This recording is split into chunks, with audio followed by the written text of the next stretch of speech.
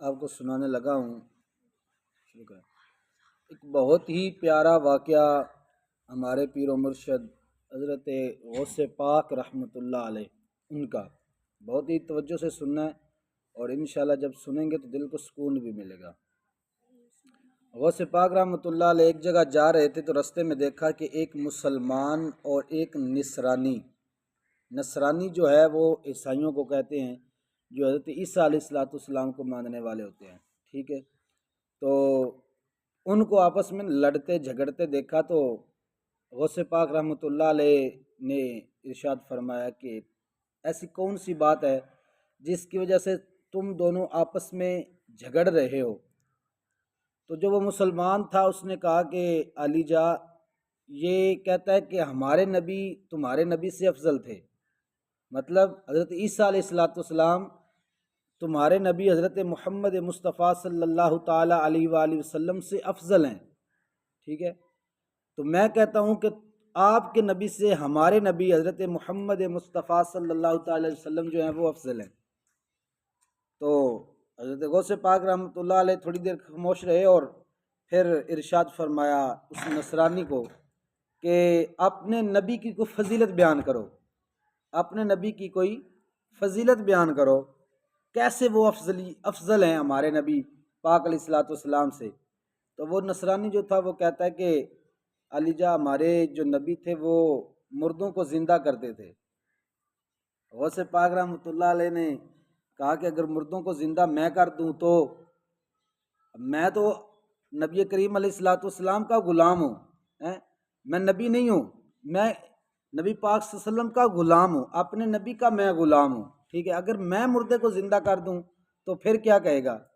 وہ کہتا ہے کہ اگر آپ مردے کو زندہ کر دیں تو میں اسلام قبول کر لوں گا۔ حضرت غوث پاک رحمۃ اللہ علیہ نے اس سے ارشاد فرمایا کہ کوئی جو تجھے لگتا ہے نا کہ سب سے زیادہ پرانی قبر ہے وہ دکھا مجھے۔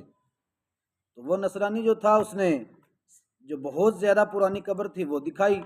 تو حضرت غوث پاک رحمۃ اللہ علیہ نے پھر ارشاد فرمایا کہ جب تمہارے نبی مردے کو زندہ کرنے لگتے تھے تو کیا فرماتے تھے، کیا خطاب فرماتے تھے؟ اس نصرانی نے کہا کہ وہ پڑھتے تھے کہ کم باذن اللہ، اللہ کے حکم سے زندہ ہو جا۔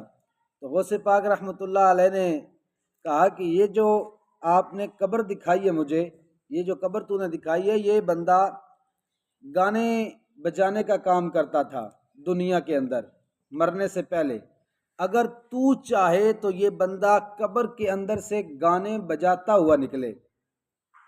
اس نے کہا جی ایسا ہی ہونا چاہیے۔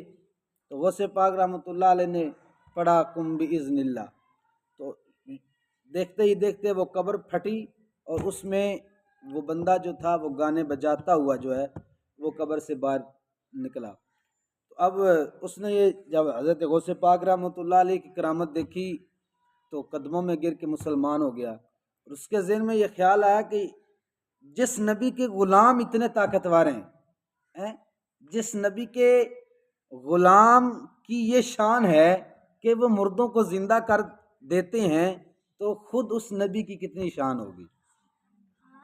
یہ ہمارے پیارے آقا علیہ السلام کی شان کا تو اندازہ بندہ لگا ہی نہیں سکتا۔ ہمارے پیارے آقا علیہ السلام کو جو اللہ تبارک و تعالیٰ نے معجزات عطا کیے، جو کمالات عطا فرمائے، ہمارے آقا علیہ السلام کو جو رب تعالیٰ نے شان عطا فرمائی وہ ایک جگہ، لیکن وہ نصرانی کہتا ہے کہ جس نبی کے غلام اتنے طاقتور ہیں، جس نبی کے غلام کے اندر مطلب اتنی طاقت ہے کہ وہ مردے کو زندہ کر سکتا ہے، تو اس نبی کی کتنی شان ہوگی۔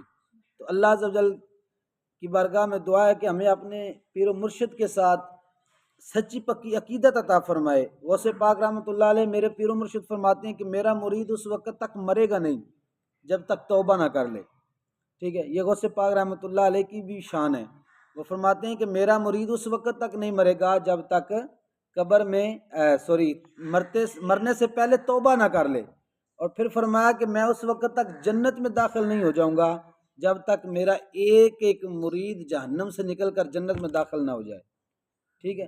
تو اللہ جل کی بارگاہ میں دعا ہے کہ ہمیں اپنے پیر و مرشد کے ساتھ سچی پکی عقیدت اور محبت کرنے کی توفیق عطا فرمائے، خصوصاً بالخصوص 11ویں شریف جو ہے وہ ہر مہینے کی بڑی 11ویں، پہلی جو 11ویں اسے بڑی 11ویں شریف کہا جاتا ہے۔